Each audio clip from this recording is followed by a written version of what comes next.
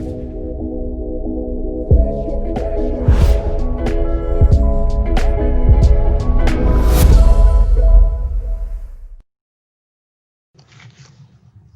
everyone. Good morning, good afternoon, good evening, and happy weekend.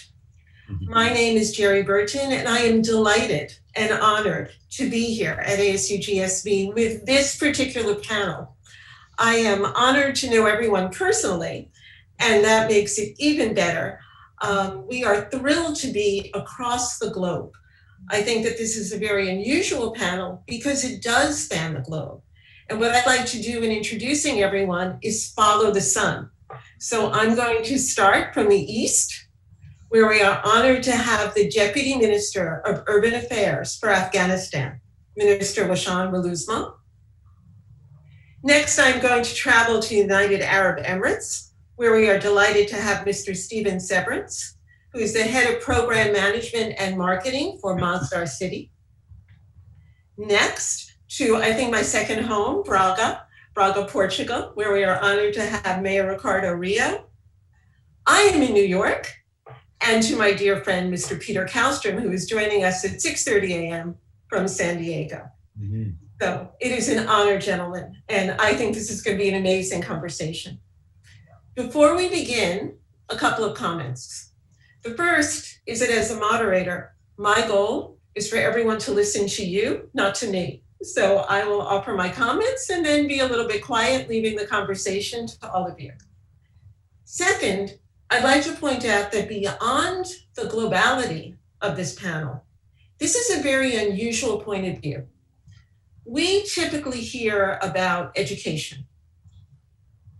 Education is a forward-thinking discipline. We talk about preschools, public K-12, higher ed, vocational training, corporate training, workforce development. But when we get to talent, things change a little bit, right? Talent is less forward-thinking and more in the rear view mirror. And what I mean by that is, there's a gap. We don't have the skills. There's no one to hire. We don't have the talent. Not enough people completed schools. Not enough women in STEM. Those are the kinds of comments we typically hear about talent. And those problems really sit with city leadership. And I know, Minister Wolusmal, you are the former mayor of Kandahar, so you can identify there as well, and now leading all of the cities of Afghanistan. That sits at the mayor's office. It's honestly the mayor's talent to solve. Where's the talent? How do I attract businesses? How do I grow entrepreneurial efforts? How do I solve all of that? And so looking at this from the city leadership point of view is unusual, identifies different gaps. Mayor Rio and I have had this conversation numerous times, and gives us an opportunity to solve those gaps and to solve them together. That's the unusual moment here. Not only bringing together all of these different cities and these wonderful, intelligent, brilliant expert panelists, but bringing it together from a different point of view. And that's what we're going to explore for everyone as we go through the next 45 minutes. So as I start to turn it over to you, I'm going to quote Mayor Rio. The last time I was able to see him in person was November 2019 in Durban, South Africa. And he said something that I want to start with. Talent is too important an issue for one city to solve alone. And that's really the theme of our 45 minutes. So now, to kick off, okay. First question, kind of lightning round. What's your biggest challenge with regard to talent, and what's your biggest opportunity? And I'm going to take that question. Again, let's go east to west. Minister Wolusmal, you are facing numerous cities in Afghanistan. You are doing urban affairs for an entire country. What's the biggest challenge? What's the biggest opportunity for talent? First of all, Gerri and all members of this important panel, it's very pleasure for me to join you in this panel. So first of all, Gerri, that you know that the peace talks is luckily continue in Doha, Qatar, between the government of Afghanistan and also the Taliban. So there is enough hopes now for Afghans that probably in this country, again, we will see the peace and stability in this country. And of course, there we will see the rapid urban growth in all our cities. So first of all, we hope that the peace talks and negotiations will be successful, and then we will see Taliban joining us in the government. So now coming in terms of opportunities and challenges. Of course, first of all, there are many opportunities that will come together with the peace. So first of all, when we have this peace and stability in our country, and we will not see the conflict and turmoil. So of course, there will be enough investment, and then there will be peace. Of course, there will be more investment in our cities, which will have very positive impacts on our city growths. In addition to this, unfortunately, today we are facing a lot of challenges. So the number one is conflict. There is very amazing and surprising numbers, which was very recently announced by United Nations Human High Commission for Refugees. They are estimating that just 683,000 people are internally displaced by conflict. So unluckily, conflict now is seeable almost in every part of this country, particularly in all the far districts, and people are really facing with enough challenges. So number one challenge that we are experiencing and we are seeing is, of course, the conflict. And again, in some part of the country, we are having the drought. And of course, there are the underground water, like there are limitations in the lack of the water. It is also the other challenges, which is really negatively affecting our growth. How fascinating that we're now tying in the issues of the climate, the issues of drought, with the issues of having enough talent. And that again speaks to kind of our theme here of when it gets to city leadership or national leadership, looking at cities, all of these issues come together to determine whether or not we have enough talent. And thank you very much, Mr. Wolusmal, for pointing out that we are here with you in a historic week because the peace talks have started between the Taliban and Afghanistan, which will change the nature of Afghanistan. And so this is a very fascinating week to be talking to you. Thank you. So speaking of historic changes, Steve Severance, there's some historic changes in the UAE happening too this week with Israel and Bahrain. There certainly are, but I'm actually glad that you brought up climate change, and I'm honored to be on this panel with the distinguished, with you and with other distinguished panelists. And Minister Wolusmal, I thought as you were talking, I'm like, wow, the other three of us representing other cities may have issues in attracting talent and growing our talent base, but we're not having peace talks and we have no Taliban. So our job is easier. And I think that I'm fascinated that Afghanistan's already thinking about talent and after the peace talks and how do you create that industry and what do you do with the talent? And I would say Masdar City is, and I'll speak for Abu Dhabi in general and then for Masdar City. And Masdar City exists and the Masdar Initiative exists because I think everyone here knows the importance of oil and gas to the Abu Dhabi economy. Abu Dhabi has approximately 8% of the world's known oil reserves. And that for a million in population, that is a spectacular amount. It'd be very easy just to sit back, ship the barrels off and count the money. But they've taken a very different approach, and that starts with the education of their own people, one of the most generous and ambitious education programs anywhere on earth, both growing local employment opportunities, but also scholarships for universities around the world for the Emirati population. But Masdar is really about being there for the next phase of energy, which is oil and gas, which is not oil and gas, but it's renewable energy and sustainability. As the Saudi oil minister once said, the Stone Age did not end because the world ran out of stones. And the founder of the UAE, Sheikh Zayed, has talked about the last barrel of oil. And not because it's the last one taken out of the ground, but because the world has found a better way to move ourselves around. It's a better way to create that energy that all of us depend on every day. And Abu Dhabi wanted that seat at the table, saying, how do we stay a player in the next phase of that energy, renewable energy and sustainability? And to become a world leader in oil and gas, you wake up one day, you have it, you sign a concession agreement, you count the money. But to become a world leader in sustainability and renewable energy, you need that talent. It starts with the talent, and it becomes the ability to create partnerships around that talent, the ability to attract global companies, global engineers, global entrepreneurs, bring them, work with them, and then compete globally for that piece of the pie, that economic growth that comes. But so when Masdar City started, the first thing we did was created Masdar Institute. It's like any great town, there's a university at the heart of it, and that's the heart of Masdar City. And it's now been combined with Khalifa University to form a much larger Abu Dhabi entity.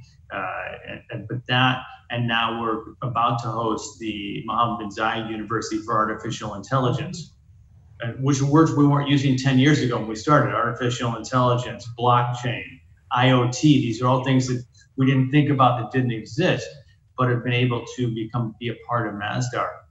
So for us, I think the main challenge in talent is how do you move from that engineering and sales and marketing talent. The UAE has always been a hub in the Middle East for distribution, for sales and marketing, but has never really gone up the value chain to say, how do we start the things here? How do we do the R&D here? How do we create the innovation here?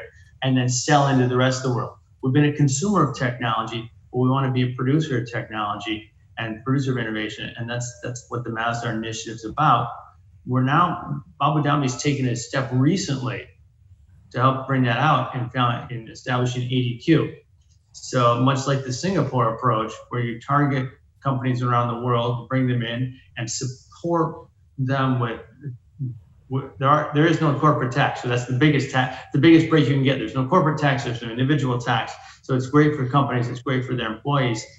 But in order to, like Singapore did, to create those real incentives and pay salaries, put in equity investments, and so they're really taking the next step right now.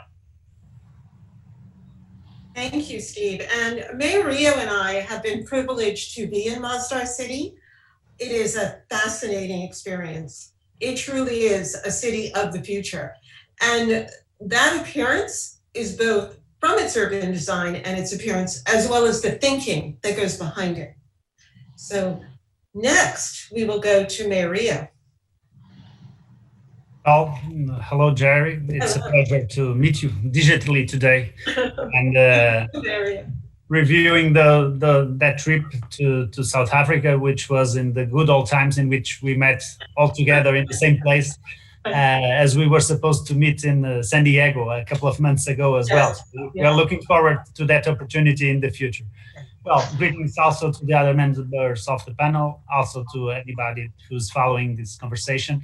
And looking into your question, I will start by saying that talent is really an opportunity in itself, because if you look at the competitive factors that we have, at the things that may change the way that our territories attract investment and may grow and may create conditions for people to settle there and be happy in those places, I think that having a wide range of talent that is available is currently the crucial element to attract that type of development. And you may have less infrastructure, you may have higher costs in terms of all sorts of areas in the way that you deal with the companies or the human resources.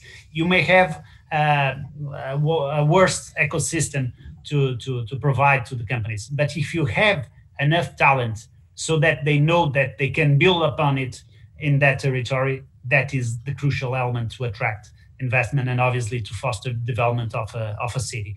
And I think that the biggest challenges that we have on the creation, retaining, and the attraction of talent has presently two biggest dimensions. The first one is a short-term perspective, which is the restrictions on international mobility. Obviously, to create talent is not something that we can do by just clapping our hands.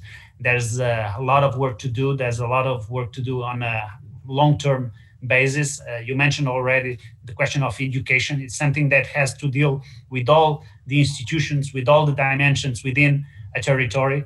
And obviously, we have to have a long-term strategy to create talent and to obviously to sustain this type of development.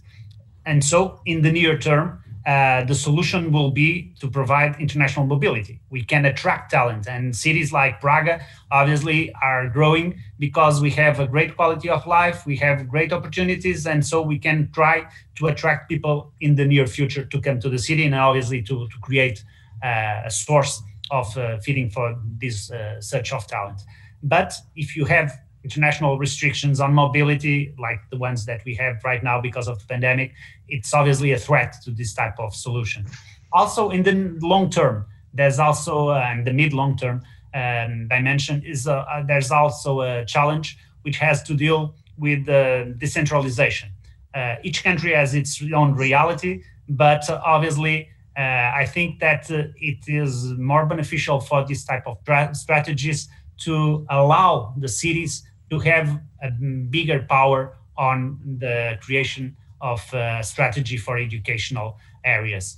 The more these policies are concentrated at the national level, the less opportunities you have to adapt your local reality to the strategy that you are developing. And therefore, the more decentralized the power is in terms of education and other areas concerned with local affairs, the more opportunities you have to have a talent strategy to be developed in your territory.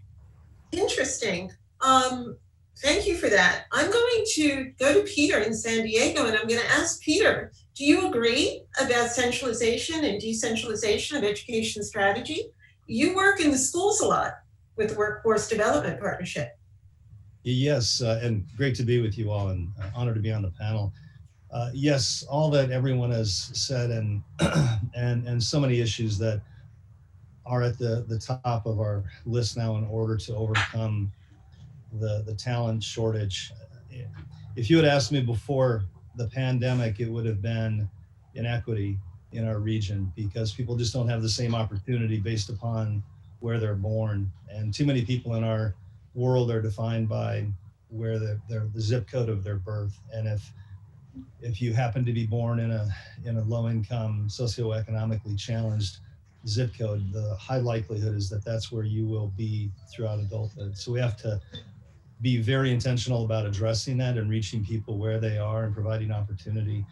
And that's part of where our focus has been. And post-pandemic, I would say it's the exacerbation of inequity, because before the pandemic, we had a very bifurcated economy with many people in our region of 3.4 million people who are working in poverty. They don't have enough money to get by, and they're paycheck to paycheck. And now when those have gone away, they have nothing to fall back on. And then if you're in the hospitality or service sector, which makes up about a third of our primary jobs in our region, over 200,000 jobs in hotels and restaurants and the tourism sector, they evaporated overnight and they're trickling back, if at all. So the people who are in those sectors without the availability to reskill and upskill have a very bleak future. And so we have to do a lot more to reach them now. And we are working in a number of ways through our agency and in partnership with others in the region, because we have to provide them with the ability to reskill, to develop the talent that's innate that they can tap into, but only with a lot of outreach and methods to get to them. So it's adult learners, it's people who are now stuck at home, and how do we reach them digitally? But we've also been putting a lot of effort into cultivating talent very, very early on. And until recent years in the workforce development space, we were primarily 18 and above and through career for dislocated workers. But we've done a lot, as Gerri mentioned, to reach into the K through 12 system. So we have shared the research that we do on an ongoing basis to look at the labor market information, where the jobs are, what's in demand, what they pay, and what it takes to get these careers.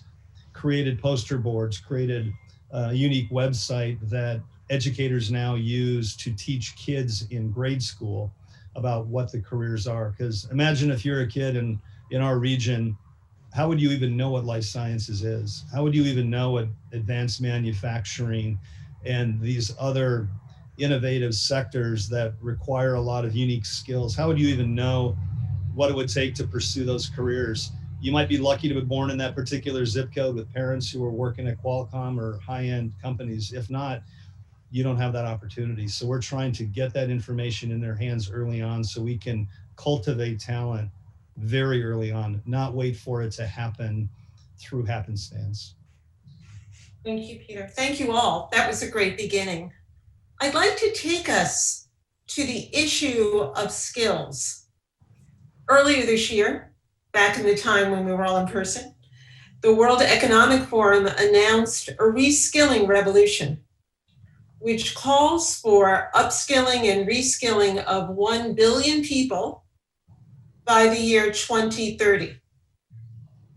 My own view on that is that probably the most important skill that we can reskill people with is the ability to learn, because the world is changing rapidly. As Peter pointed out, how will people even know what's needed? As Steve pointed out, the whole purpose of Masdar City, by the decree of the UAE, is to look at tomorrow. So how does everyone know what those industries are? So how do we look at the reskilling issue? What is the best way? Way back when, it was the responsibility of corporate training. Today, it's the responsibility of the individual. And one of the ideas I want to put on the table as we have this conversation, and I hope we can have it with each other without me calling it everyone, is the issue of shared credentials. Peter, you're in the US with the southern border with Mexico. Of course, Mayor Rio, you are in the EU. We know that in the UAE, there's outreach and leadership throughout the Arab world in North Africa. So how do we look at the issue of shared credentials, globally recognized or regionally recognized credentials? And what difference does that make? And what does higher education have to do to help with that mission? So Steve, I'm going to take that to you first. Sure. One quick note, if I may. Sure. Gerri, my computer is losing its power. I have to switch devices. So as Steve's talking, I'll come back on with my other device. Thanks. Okay, thank you. I mean, first off, just to follow on what Peter said, I mean, I think it's great that often when we think of talent, we think of the high end. How do we get the smartest engineers to do the latest AI? How do we get the people who are going to develop the next blockchain or that? But it's an upskilling across a number of industries. When we want to do smart buildings, when we want IoT connected buildings, when we want meters and sensors that are calibrated properly, these cannot be installed and tested and commissioned in the same way we commissioned buildings 10 years ago and built buildings 10 years ago. The person on the ground running cables, hooking up to meters, needs to have a better level of education, needs to be better trained by their company than what they needed to be 10 years ago. So this is at every level. I mean, if you think in the US about manufacturing is not going away, jobs are going away, but the requirements for those jobs are going up. And that's a global phenomenon that we're absolutely seeing here in Abu Dhabi as part of Masdar City. So when you talk about credentialing, by the way, I think this is one area where the UAE is very unique because we bring in people from, I mean, if you look at Masdar, we have people from 75 different countries, I think, of our approximately 200 plus 250 people working there. We're not a large organization on our own staff. But in the UAE, you have people from 190 different countries, and you have to test those skills and say, okay, how do we look at these credentials? And they've been able to do that really by taking credentials from numerous different countries, US, UK, EU, and then kind of seeing how the world falls in line with those sort of the leading credential countries. And then following those, and here in the UAE, besides our own universities, there are also branches of New York University, branches of NCAD, branches of truly leading global universities that help provide those standards and those bases across people from all around the world. Thank you. Minister Wolusmal, are you with us? I think we lost him. Okay, let's go to Mayor Rio. What's your view on the reskilling situation and, of course, shared credentialing across Europe? And in talent shortages, do we need to take that reskilling further? Do we need to take that globally? Well, I'll say that in Europe, we have also a favorable situation because of the common market for labor. And there are obviously some more freedom of movement within certain areas within the whole EU. So there's a shared market in which people with the same skills can obviously move from one country to the other, from one company to the other more easily. But if we look at it internationally, I think that the crucial word is flexibility. That is, obviously, it is important to have some sort of credentials that can be harmonized so that there isn't some sort of arbitrage from workers from the start. They could try to access some sort of area through the country or through the area in the globe in which it would be easier to achieve that goal and then try to move to the others. But more than that harmonization, we have to be flexible in the attainment of those credentials. Because, for instance, if we look at the IT engineering in Portugal, we had the capacity to attract a lot of companies that work in this area in recent years. But in a certain moment, we lacked people that had specific skills to work in these companies. And what we did was to develop a program that started locally. For instance, Braga was one of the cities in this began, but then we had a national program for this issue in which we tried to reskill people from other degrees close to IT engineering so that we could provide to the market enough skills and enough people to fill the demand that we had. So we can't be too strict in the imposing of these credentials, because in a certain moment of the market, we can obviously have difficulties to provide the companies people that fit those specific credentials. And I think that we have to be flexible in that perspective. And at the same time, we have to look for some sort of harmonization in the definition of the credentials for each of the area at the global perspective.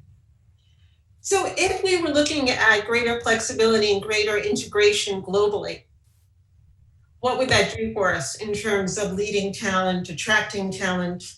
How would that work for us? And both of you, please join in.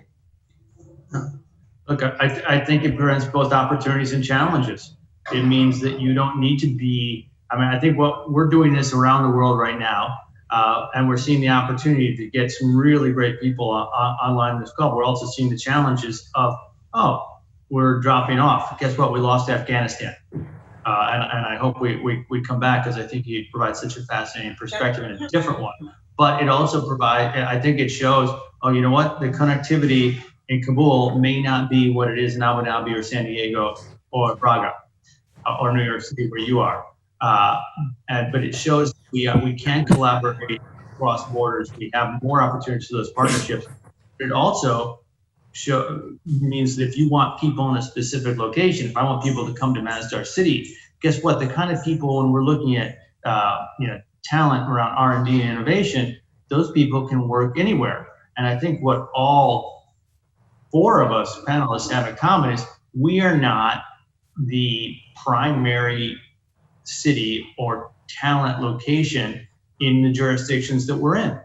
In Abu Dhabi, Dubai's been a leader in the private sector, and we're competing with Dubai to try and create more of the business. Obviously, Abu Dhabi's led the government and oil and gas sector, but Dubai has led more of the private sector, and Masdar's trying to, and Abu Dhabi's trying to compete in the private sectors now well too. San Diego is not known as the technology hotspot of California. Vacation hotspot, yes, in a spectacular location, but it's not, and Qualcomm aside, and several of those, the biotech companies, but you would think Silicon Valley, right?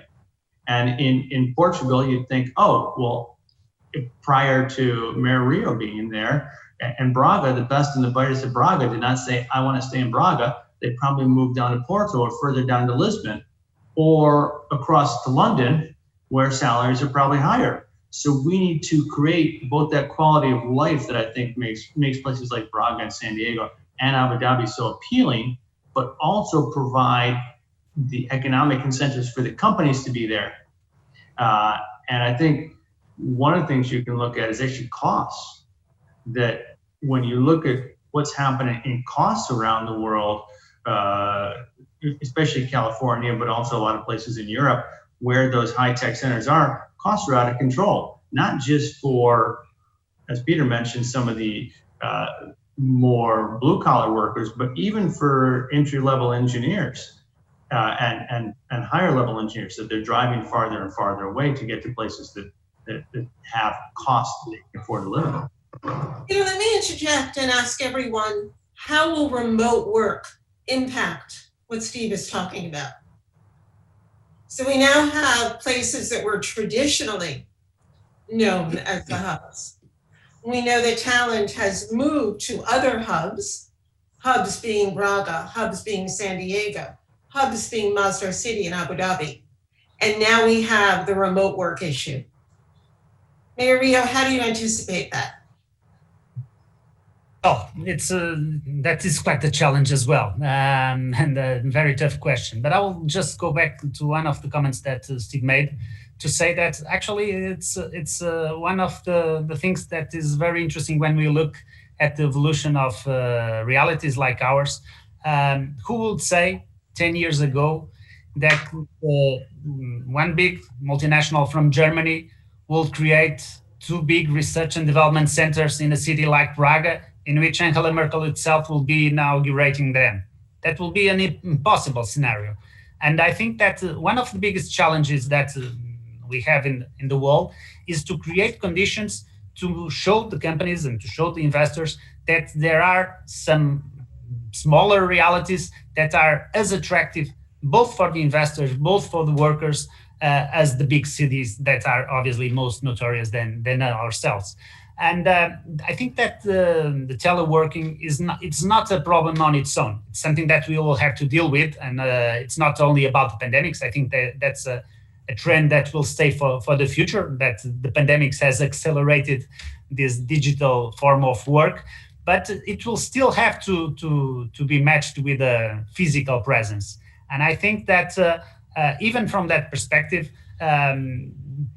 companies like the one that I mentioned will never have a research center that is split all over the world with researchers in their houses or in specific locations that are not all together like here. And therefore, I think that it can be a plus. It can obviously remove some of the difficulties when we are looking to hire for talent, because obviously, and also not only about the recruitment process, but also in terms of logistics, because one of the biggest challenges for most companies, even in cities like ours, is sometimes to find locations, to find low-cost locations. And obviously, if you don't have everybody working physically, it's cheaper and it's easier to settle a business and to settle a project. But I think that's not something that will work on its own. And therefore, the physical contact, the physical presence will always be there.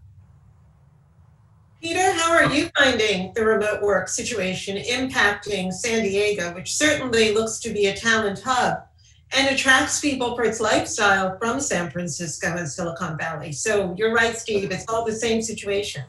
And Peter, before you begin, I want to let everyone know that Minister Wolusmal's electricity was cut. So he texted me, and that's where he is. He's going to try and connect from his phone. All right. We have to pivot these days, don't we? Yeah. Flexibility, right? So regarding remote work, if you're lucky enough to be able to do it, it's great. If you're not, it's a nightmare. And I think, again, this just underscores the inequity that the pandemic has really exacerbated. And it's very concerning. And I agree with Mayor Rio. It's not sustainable. We have to get back to normalcy, and we all want that badly. And that'll have to come, and only with time. But again, in our region, with so much hospitality and tourism, those jobs are not ever going to be remote. And so we have to get back to where we can be in person. That will only come with time. But in the meantime, again, we have to find ways in our work to support people wherever they are, so that they can identify what's out there and acquire the skills necessary to work remote, semi-remote, whatever it looks like.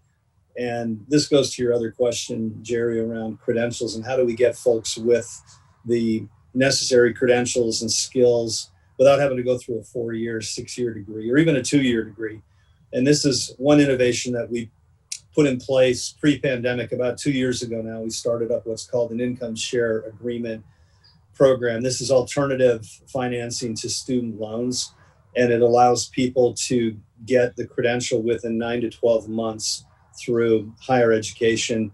They pay back only based upon future income. So a person who's in a restaurant job and at night can go online and acquire the skills necessary to get into a tech job and to make $40,000 to $100,000 a year, which is going to be a very sustainable income in rapid order, not having to go back to 4-year degree. And so getting those credentials and skills, certifications affordably is crucial. So the cost of going through an ISA, we pay their way because we built the philanthropic pool. And so we pay the way, which will be in the neighborhood of $6,500 to $7,000. That's it. That's their entire cost. Their payback is no more than 1.8 that cost over time based upon future income, only if they make at least $40,000 a year. So this is one approach to be able to provide skills, credentials, so that people can be lucky enough to have a remote job and to move away from a sector that may not come back. We have, I think, 5 minutes or so left, and I want to take us to the place where we started. If we combined the 3 cities, and of course, we know that Minister Wolusmal would like to come back and join us, that are on this panel, imagine the talent enhancement, the AI University, the International Nanotech Laboratory, UCSD, Qualcomm, the institutions around which, as Steve said, the colleges, the universities, the education institutions around which talent grows up. University of Minho and then staying in Braga, the INL, the lifestyle that all 3 of these cities represent.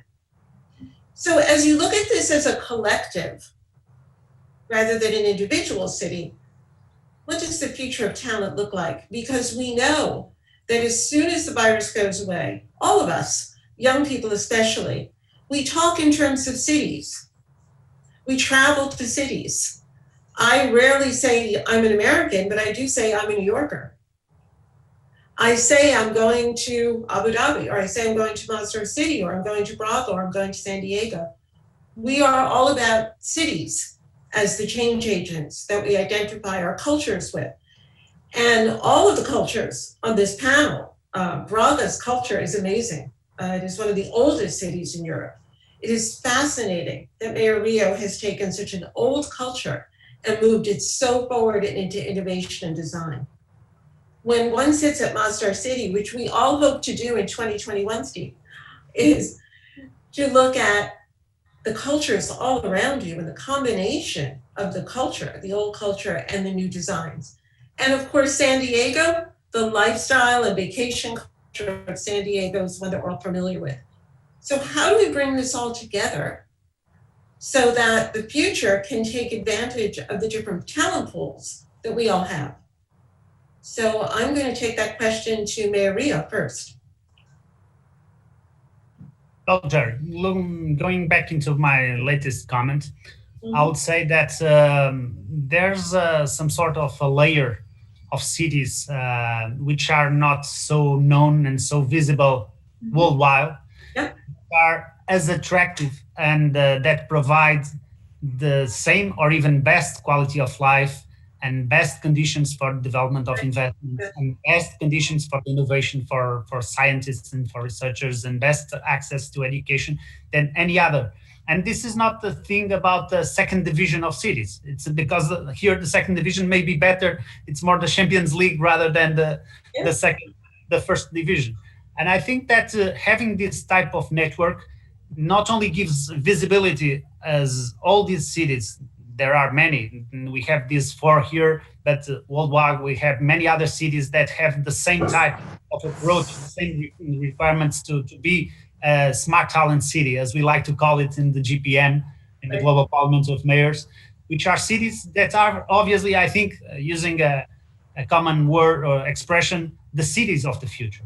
We will never be as big as the biggest cities, but we want to be as good or even better than the biggest cities. And I think that this collaboration, it's not only about sharing best practices, it's not only about having a common strategy, it's also a way to strengthen our visibility, to strengthen the collaboration between these cities, and obviously to give more opportunities and to promote something that is very important. And we are always addressing that issue at the national level, at the regional level, and we have to speak about it also at the global level, which is a more cohesive world in which there's a more equal development for the whole regions.